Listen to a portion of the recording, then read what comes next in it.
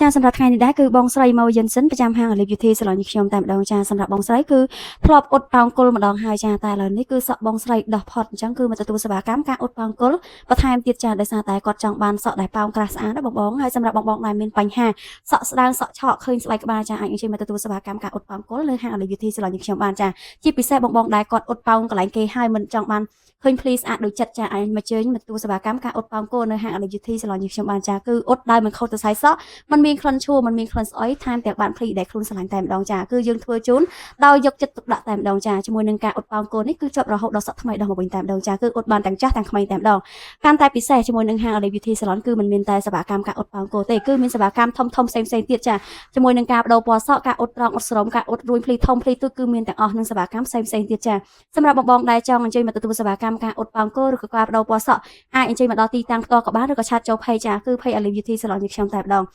សម្រាប់ទីតាំងហាងបងគឺនៅផ្សាររមិចផ្លូវ134ផ្ទះ74អឺស្រូចាសម្រាប់ព័ត៌មានលម្អិតបងចេញមកដល់ហាងក៏បានចង់ឆាតចូល page ផ្ទាល់ក៏បានដែរចាសម្រាប់បងដែលអញ្ជើញមកឥឡូវនេះគឺមានការ discount ពិសេសជាមួយនឹងសេវាកម្មធំនៅហាង Olive Beauty Salon គឺ discount ជូន 30% តែម្ដងចាសម្រាប់បងដែលចង់ចេញមកអាចធ្វើការណាត់មកបានចាអរគុណច្រើន